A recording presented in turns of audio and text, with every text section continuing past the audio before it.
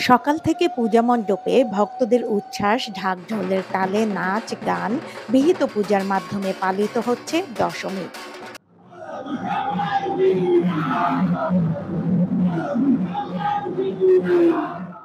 পূজা মণ্ডপগুলো ভক্তিমুখর হয়ে ওঠে। নারীরা দেবীর চরণে সিঁদুর নিবেদন করেন এবং পরস্পরের কপালে গালে রং মেখে আনন্দ উদযাপনে পালন করেন পরিচিত সিঁদুর খেলা। একে অপরকে আলিঙ্গন করে সবাই বলেন শুভ বিজয়া।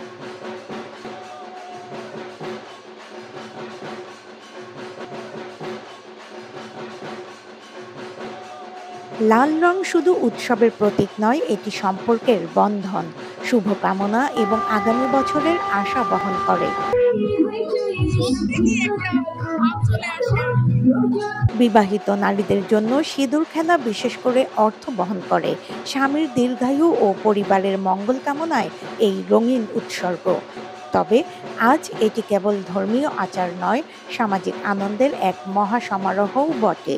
আমি এই জন্যই বিশ্বজুড়ে বললাম, দেশ বলি, আজকে গাজার দিকে তাকান কীরকম কী ঘটনা ঘটছে। কাজেই সর্বত্রই পরিস্থিতি, কেউই শান্ত নয়, সবাই হিংস্র, সবাই ধ্বংসের দিকে হাঁটছে। তো সেই জায়গা থেকে আমরা ওই শান্তিটুকুই খালি প্রার্থনা করি। আনন্দ আসুক, আনন্দ দেবী আশাতে আমরা কত আনন্দ পাচ্ছি, তারও যেন আনন্দ হয়। এবং আমি মনে করি না আজকে দেবী পুরোপুরি চলে যাচ্ছে, আবার আসবে, আবার তাকে আমরা বরণ করব এবং আনন্দময় হয়ে উঠবে পৃথিবী।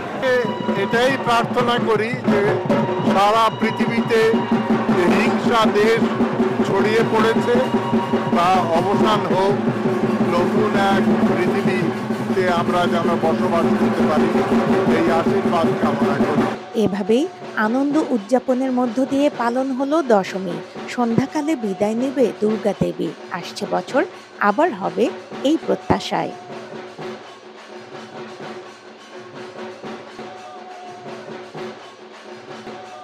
ফারহানা নীলা, সারাবাংলা.net, ঢাকা।